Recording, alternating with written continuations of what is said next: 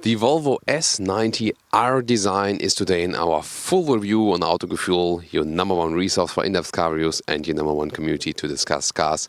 Today with Thomas.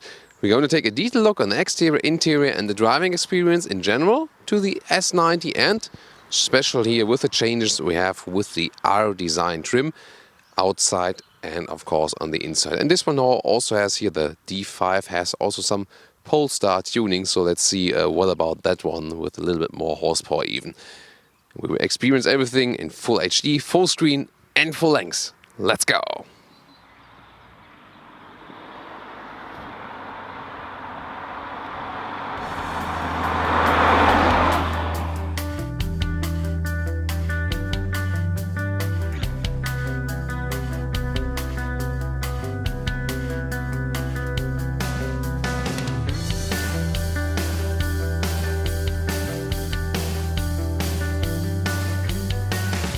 A normal Volvo S90, taking German reference prices, is about 40,000 euros.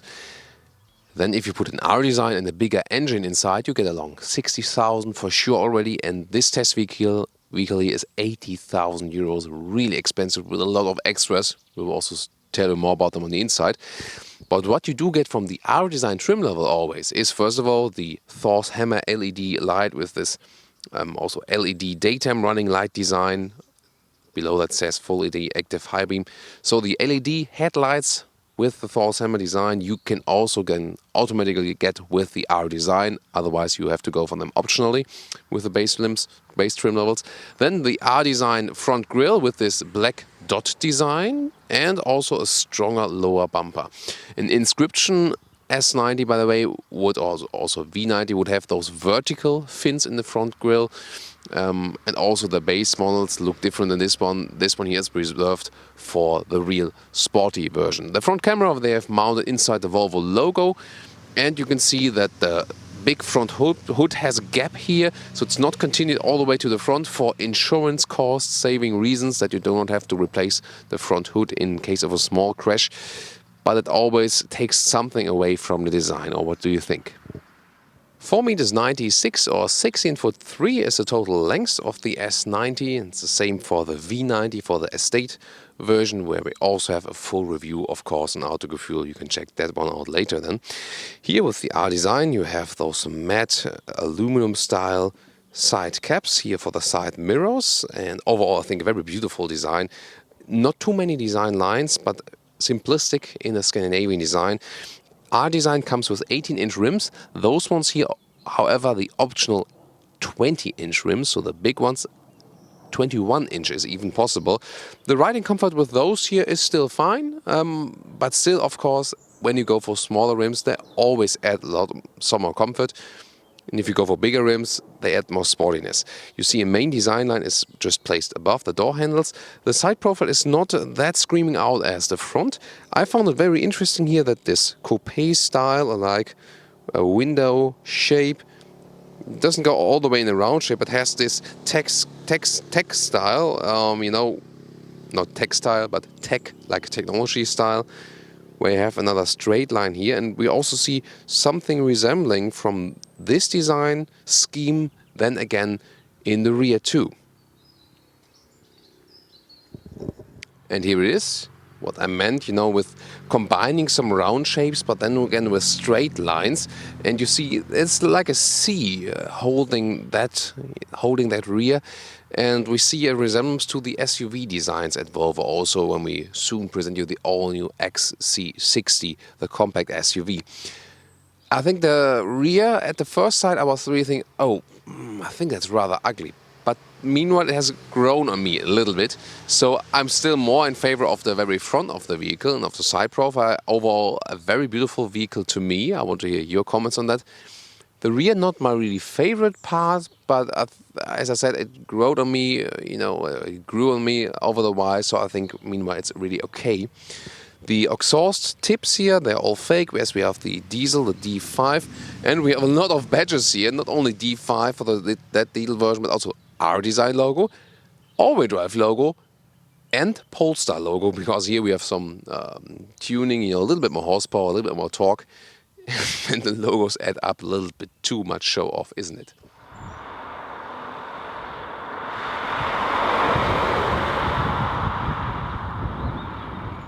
So here we go with the engine or the engines.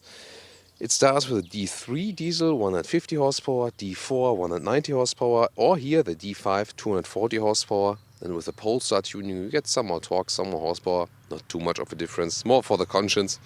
And then petrol engines is T5, 254 horsepower, or T6, 320 horsepower. And the bigger engines are always combined with all-wheel drive all the time.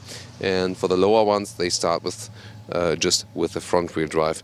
And the acceleration figure here is 6.9 seconds, a little bit less with the Polestar tuning, so to 100 or 62 miles an hour, and to 100 kilometers then with the T6 would be 1 second less, 5.9 seconds. This is the difference. So this one already among the most powerful engines there is. And the consumption we scored here in our test was 7 liters on 100 kilometers. That should actually be a little bit lower. You can compare it, for example, that we had with a 3-liter not V6 and BMW, it's inline 6, but 3-liter 6-cylinder engine. We had 6 liters on 100 kilometers in our recent touring reviews. So you see that this downsizing is not necessarily a way to lower consumption. But Volvo decided that we just put here, they say 4-cylinder, 2-liter, that they say we don't have to develop anything else. There will be a 3-cylinder engine also for the XC60, but basically you can all keep the same size and use the same platform, and it's also very cost effective just to go for 1 cylinder and 1 displacement size.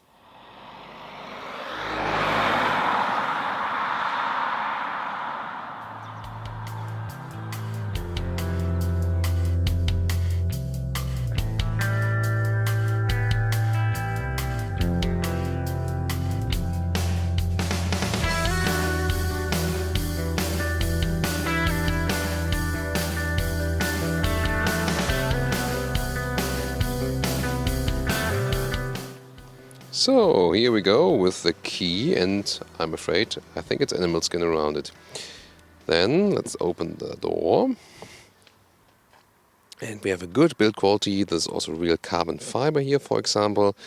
Everything above that is a little bit softened up. Also the door handles, it's always making good impressions. You get 10 speakers with the R design already, and here the optional Bose and Wilkins sound system, even more speakers, even greater surround. I can really recommend them, especially in the concert hall setting. Then you have a great surround sound, one of our favorite ones, alongside with the Burmester 3D surround in the Mercedes E-Class. And this one here is then the R design interior. You can see, for example, that the steering wheel has an R design logo. The seats, they have this very sporty form in general, so you have more side support, for example here also in the shoulder area. With the R-Design Standard it comes with microfiber on the inside, which is better because you then do not sweat in summer times, and it's also not getting cold in winter times. So this one I think even more, 1,500 euros extra, you can save that money. Then let's get inside. And you have a normal low sedan seating position, but the seat form Volvo is using, they are in general very comfortable. Headroom wise, it's getting really close with 1m86 or 6'1". It's more about the panoramic roof, So you can also, let's see, open the small panoramic roof like this. And however, if you want more headroom, then probably you should leave out this option. What I also find beautiful is that you have a frameless rear mirror. So that looks very stylish and elegant.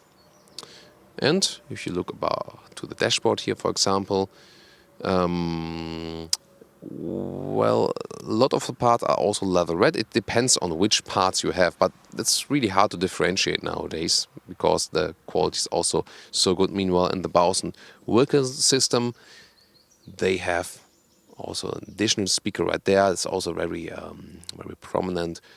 Design-wise also plays a role, for example.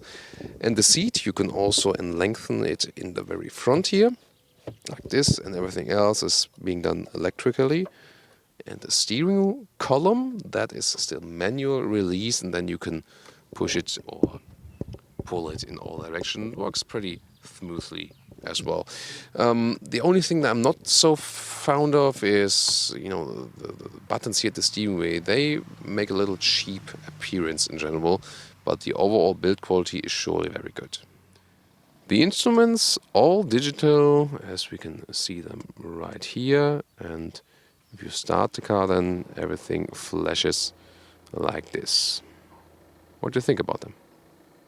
And optionally, you can also get a head-up display. Then you have a projection, for example, of the allowed speed and the real speed directly in your line of sight. General cockpit overview. You can see another carbon fiber cover right there. And it's a really minimalistic design, all centered on this big infotainment system. 6.5 inch would be standard with the R design, or also other higher trim levels. It goes then here with the 9-inch screen. Also with the R design, you have some features already included, not only like the foot packs and also the R steering wheel. Also then autonomous emergency brake is with every Volvo S90 from standard equipment. That's also good. Here, R design also includes the ACC, for example, and seat heating. Then the the glove box is actually quite spacious. You can also cool it as a function. You can just pull it, and then this one is being cooled. See horizontal lines, a little overlap here. I think very well thought out from the design. So it's a good Scandinavian design here. You have the automatic shifting lever. It always comes with a converter gearbox. So there's no such thing as a dual clutch transmission here, even if some people think so. We had this discussion lately, but I asked them again, no, there's no dual clutch. You can also slide open the armrests here. There's a nice cover here too, works pretty well. And then you have beverage holders there inside, also 12-volt power supply, and maybe just a small space in the front there again. So overall, a very likable interior. Let's see more about the details and functionality. I like this crystal design we have at the driving mode selector, which we talk about in the driving part. And also when you start the engine, just turn it to the right side. You have also this, it feels very good and it also looks pretty good. And talking about details here, very nicely done since 1959. Volvo starting here for the passenger vehicles, and it's just on the seatbelt holder here, and why not putting some emotional details right there. The famous German Spaltmaße, so the gaps, you take a look at the building processing detail. That wasn't supposed to be like that. More like that, shouldn't it? I guess. Anyway, the rest of the armrest is really properly fixed. That's nicely done. Well, the room is somewhat limited. Disc you can put there, and 2 USB slots. One is that you can also connect your phone, and the other one is just for charging, for example, if you have it connected with Bluetooth anyway. So we're starting here, also with the crystal knob. An interesting thing with the sound system is I've set it to the concert hall, and this sounds so weird. If you have a radio then and have this echo sound, all radio voices sound pretty weird. And the thing is, you can always change it around again here with Sound Experience. This is Gothenburg Concert Hall. It's so great with music, but it's so bad with radio voices. Then you just go for studio, for example, or individual stage. But the concert hall theme is really great for all kinds of music. That sounds really, really great. To the main menu you get there always, because besides those buttons there in the lower part, which are partly mandatory, everything is just centered here. Here with the Sound Experience, for example, connecting your phone. You can do it via Bluetooth, but also with the cable and then Apple CarPlay and such. Radio control, and here, for example, you get to the GPS. You have to maximize it first. Then you can scroll around it like this and also use it iPad-alike. So, that's working pretty well. See it right there. And reaction times are also really okay. You have to get used to that you have to control the temperature right there. I'll turn on the ignition that you can redo it to get to the vents function like this and to the temperature like this. And I think it's too complicated. If you think about how Tesla has the solution there, it's also somewhat like this, but you can always have it. You don't have to press it like this first. And I'm not really sure. This is maybe something I would like to have as a separate knob, but am I too old school for this? Tell me in the comments. Then on the left side you can go, for example, to the great camera system. What a great resolution here for the 360 view, but you can also click the separate cameras and have just a rear view camera here. And also you will have an alert when someone is approaching, so that's really, really helpful, especially for this vehicle, because the overall overview is not that good. You can also have all the adjustments for head-up display and all the assistance systems you can activate there. So a lot of choices. You can almost you can also press the headrest fold. I would attack Michelle in the rear. They're already down. Otherwise, the problem is the headrest fold. It does not. I can test it now again. Yeah, it does release again. They have to install a sensor that the headrest cannot fold when someone is sitting on the rear seat. They haven't done so far, although I've told them a couple of times now. And here on the right side, you can have some more adjustments, but usually you don't use it. Most of the time you stay in the central one, and then only when you want to reach the camera system. I also want to have a separate button maybe for the camera system if I'm in a parking lot, because otherwise I just have to put in the rear gear, then I see the rear view camera. But sometimes maybe you're driving forward and want to have the 360 view. But here you can also switch it around again. So what about the rear compartments here of the S90? And it's a pretty long business sedan, and the result of knee room here is, I would say, average to small. It's still okay, of course, but sometimes we have such a result here when we have way smaller cars. So it's not the best package. Headroom-wise, it's really okay because the ceiling is raising again. So I think with 1m90 or 6'2", that would be the maximum. Of course, a little bit better than if you have the Estate, the V90. Then it goes further on a little bit. But overall, it's also pretty cozy in here, for sure. You can have also this manual shade here, more protection against the sun. Great build quality also in the rear. You can fold down beverage holders like this. Also some space in there. It's not possible to open the ski hatch from here. You have to do it from the rear. That's unfortunate. Temperature control, you can also optionally get a 3-zone control for the rear, and you also have a separate cable plug, a real cable plug. That's nice.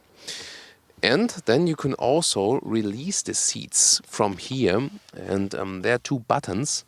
I hope I don't press the wrong one now. Like this. That was for the head restraints, so you can do that either, or then the second button releases the rear bench, and then you can either have this one here, so it's a 1/3, 2/3 split, so like this. This is already a split, and then you can, for example, also release the ski hatch right from here, and the other one would be like here, the other third. And here we go with the trunk. You can open it right there. It's an electric version. Of course, it's limited as with every sedan, but wow, pretty long loading area for sure. Here we also have a replacement tire. We also have a 12-volt supply right there. You can very well use it overall, but I mean, of course, the V90 would be the loading king in comparison to that one here. And to have you presented also how it looks folded. I'll electrically release it here once more, like this. Okay, now we're stuck somehow. There we go. So, and here it is, and yeah, that's pretty long then in here. But again, of course, a sedan is never the most versatile version.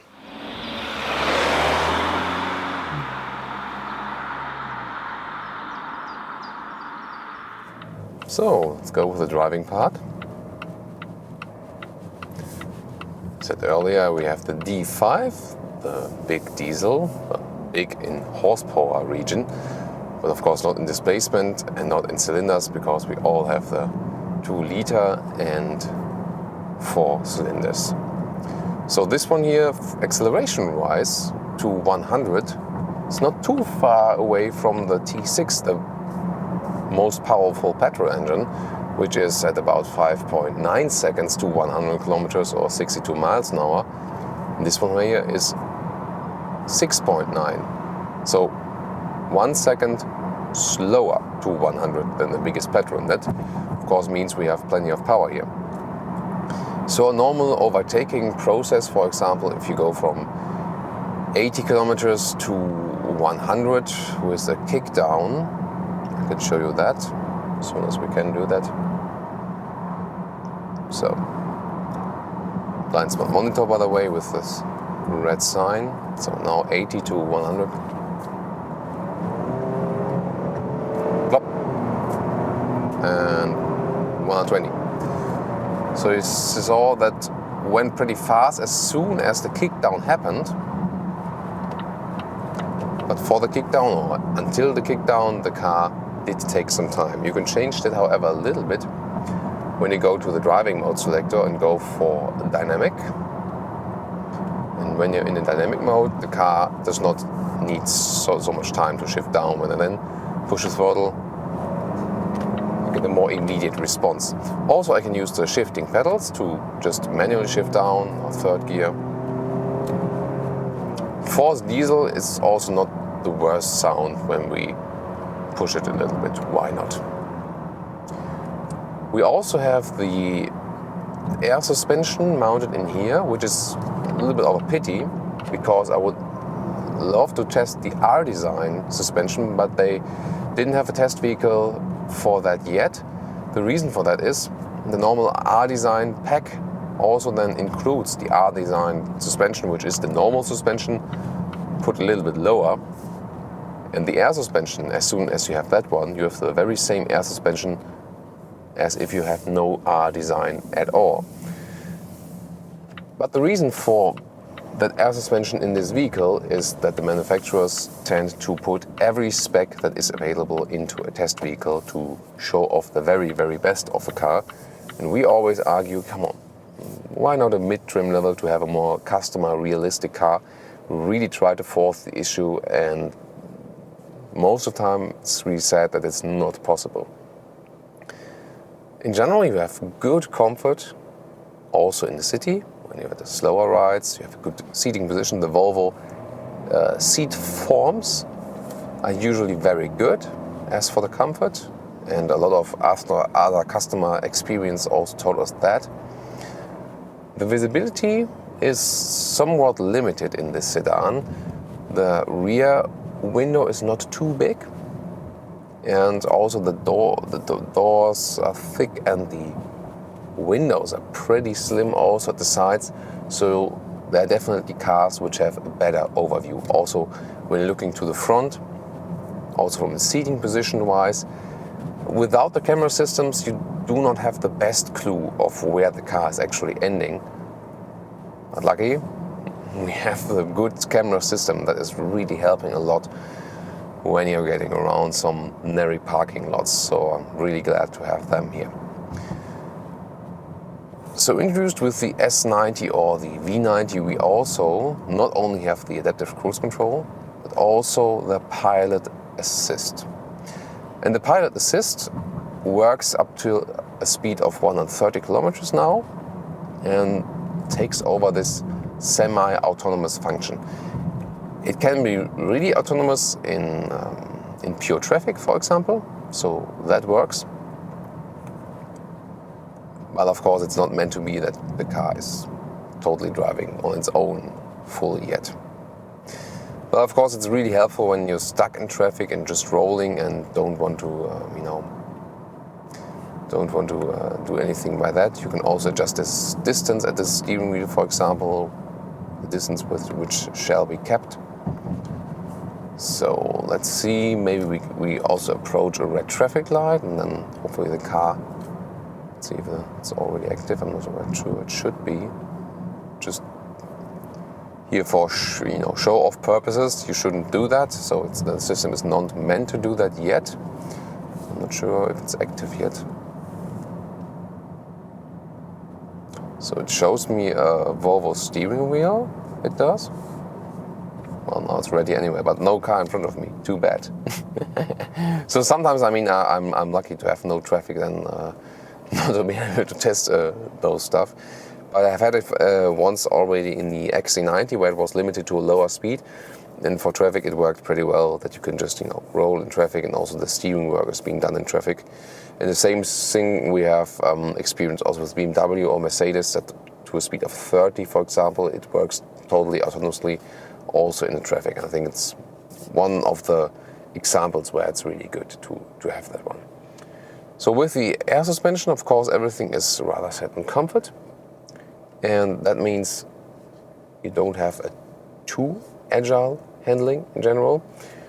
But you can then again switch around a little bit with the driving modes, for example. You also have the eco driving mode for coasting or sailing function. And yes, I do say sailing, even if someone said, that's not called sailing, but there are actually manufacturers even who call it sailing if you just let the car roll. Even Mercedes uses a small sailing boat symbol when the sailing function is active. And it means just that there's no throttle input, the car just rolls, but also unclutches, that it can really freely roll as it would be in neutral. But the difference is in neutral gear, it would just still run on the, on the neutral running order, so on the neutral RPM, and still consume more fuel. So with the eco mode, the car rolls better, and also it's very silent in here. When you're just having it at lower RPMs, you can roll, relax, set, for example, the adaptive cruise control. Maybe I can just go behind this car here. You can also check again in my left mirror now, when some people think they can drive faster as it is loud, as it's happening quite often in Germany. There's a red symbol in the side mirror then. Now already with the ACC, by the way, you see here the lane is being kept actively with the steering wheel. See, counter steering a little bit again. Again, the system after a while says take your hands on steering wheel again, because regulations are not that far. Here I'm not braking at all at the moment. So the car is doing that. Now the warning, Thomas, what the hell are you doing? Now also the car is accelerating on its own again. I'm not doing anything at the moment. So it works pretty well, and from the technology wise, they would be able to go through with it all the way. It's actually not a problem. But again, regulations have to be in place for that. And of course, you are still responsible yet. But Volvo is one of the first manufacturers that said, if we're at the point where fully autonomous driving is possible, we also take the responsibility for accidents. And as soon as they really do that, I don't see anyone buying another autonomous vehicle if the other manufacturers do not say that. So that is basically coming, for sure. Actually pretty relaxing. I mean, it's meant to have the hands on the steering wheel because you're still responsible, and at the same time you can relax more still if you know that the vehicle is doing something. Sound insulation wise also, I don't have to raise my voice at all. It's pretty silent in here. So a very relaxing ride. You also don't feel too much difference that the air suspension is just in the rear, because the front suspension is also very soft and comfortable, so that's not too much of a difference. I really like it just to slightly accelerate with the car, because everything goes pretty smooth and silent. And you also do not feel so much that it is a diesel. So with some vehicles, oh, that's a really old diesel. You feel it, you hear it, and feel. Here, if you wouldn't know at all, and also maybe if you leave the start up, oh, it's a nice SL vintage car, then you wouldn't really feel a difference immediately. If it's really a diesel or a petrol engine. Oh, great. People throwing off their plastic bags from the window. Well done. That also happens. So, to put it to 100 again, and the pilot assist again. It's working when the steering wheel is green, and now this now is working up to a speed of 130, and we're driving 100 at the moment. So then also the steering system here works. Just to show you when I take the hands off. When I'm doing some lane changes, by the way, you see that, or maybe also feel that a little bit with me, changing back again. Car is really soft in the suspension, and that means when you're doing a fast lane change, you also feel the car is tilting. So if you want more agility, you can also go to the dynamic mode with this car here, basically. Let's see if this is a big difference when doing some lane change.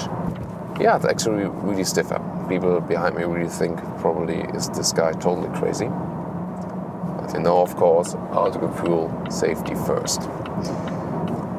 And this already helps if you put it into the dynamic mode and it's not tilting that much and giving you enough confidence, definitely. So to me, you know, I more prefer comfort in general, but for more dynamic driving, it's good to have the different driving modes. And sometimes, actually, the differences are not that big between the different driving modes. But here it makes this a really notable difference. So, I mean, it's not a real sports car. That's for sure. But it's good to have the possibility to change, and then maybe you can think about if you want to spend the money really. You know, this can probably make up for the R-design suspension we do not have in here, because you have the possibility to change it, and it was really a big difference between them. Normal mode where the car was tilting a lot, and then the dynamic mode where I get a little bit more response. But in general, this is still about a comfortable ride.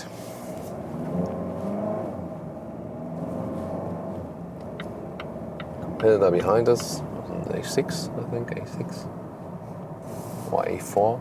No, should be in A6, a little bit wider. So now slowly approaching the countryside. See in dynamic mode once more. The only thing, you know, with the engines is pretty silent when you're not hammering the throttle, but as soon as you're in sport mode, you're going 3,000 RPMs and so then you do hear them. But in general, as I said, a refined diesel they're using there. I'm not the biggest diesel fan, that's for sure. And the question is also, what about the general future of the diesel engine? Because it will get more and more expensive to get them right to the clean regulations. So we will see more CNG cars popping up, more electric vehicles, also more petrol engines, which will soon be also integrated with the particle filter. So, and diesel registrations are already starting to diminish a little bit. You already feel the differences. But yet again, there's no true alternative yet if someone is really riding like 40,000 kilometers a year. Then the diesel is still a way to go, and we have to see what evolves there then in this respect. Probably only CNG could be a solution there, or fuel cell if you have the fuel station and you want to spend the money for the fuel cell vehicle, that's for sure. So let's see about the pilot assist. Can I also activate it in standstill? No, it's actually not working. Ah, there it is now. I still have to accelerate myself then, but now it's working. Let's see, let's set it to 60. Whoa. See, sometimes you have to take responsibility to yourself. It's not always working perfectly, but we're getting there. And I think it's already good to have such a system that sometimes you're in traffic, you can just relax a little bit. Or maybe think about the traffic where you're stuck really a long time and then get something to drink, to eat, maybe while you're rolling with 20 or something. That is a good solution then. Yeah, we had that recently. So I know. So in the countryside, here also pretty relaxing. Hey, I want to set the cruise control lower again. I wonder that I can't press the minus button at the steering wheel and then it's just the current speed is set. I have to really press minus again, they get the lower speed then. It's a little bit unpractical. So now I'm at 50. The steering wheel is a little bit different than in the normal version.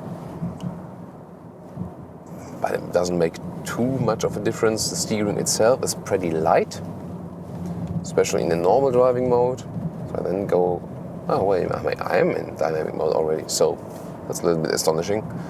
So the steering could be a little bit more progressive and could feel a little bit natural. It feels arcade-like, very soft. So I think that could be improved to give you a little bit sportier feeling. But in general, it is still a lot of fun to drive the vehicle.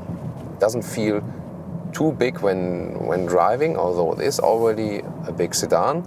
Just when you're searching for a parking spot, then you feel the width and the length of the car. Other than that, then again, this is the advantage, due to the light steering, the car doesn't feel too big then anymore. But here again, if you're in normal driving mode, sometimes it feels like, you can just see it here, like with what, 2 fingers, turn it all the way around. That is handy again in city situations, but if you think about an agile driving part, you might miss that. I mean, there are certain differences between the other premium manufacturers and Volvo, and I hope I could clear some of those. But you can definitely say it's not that anyone would be lagging totally behind the others.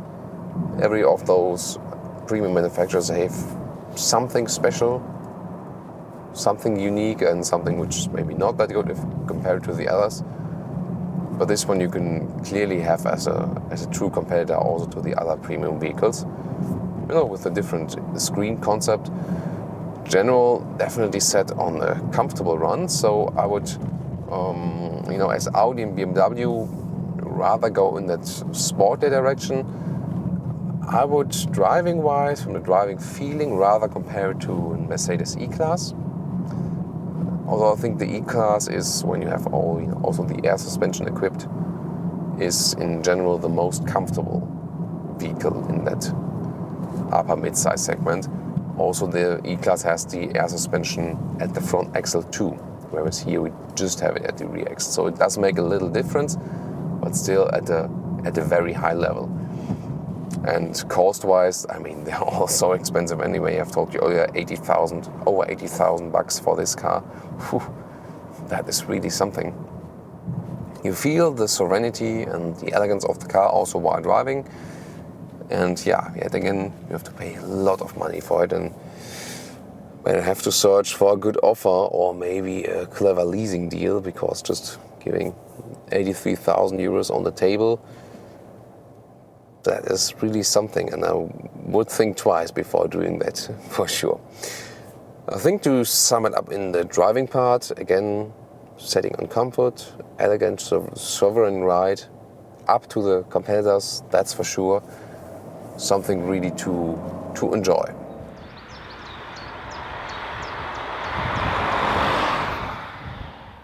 And now to our conclusion for today, Volvo S90 R design. Overall, for sure a lovely vehicle, especially design-wise. I love Scandinavian design, and I think a lot of you share that too.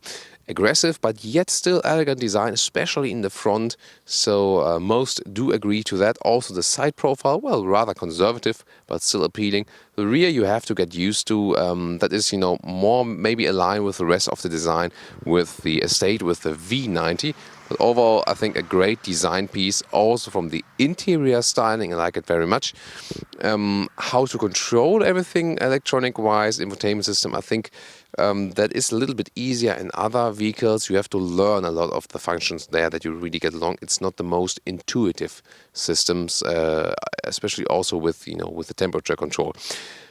Comfort-wise, they're really on top of the game. But that's also always been the case with Volvo. They just have to think about their animal skin policy, which they are actually doing. Thomas Ingenlath, the main designer of Volvo, chief designer, he said we have to think about a car interior beyond leather. That's what he said, and therefore also in the new XC60 SUV, which we will present you soon, you will, for example, have 2 new very nice variants with fabric and leatherette, for example. We won't be able to show you that on the driving event, I think, because the vehicles will be spec'd to the max again. But we will show you some pictures, at least, of that. So the future is always also coming for Volvo in that case. Other than that, autonomous driving, for example, is already really evolved, and Volvo is going all the way with there. And also safety equipment. I like it that they include a lot of safety features from standard equipment. Other manufacturers should do it as well.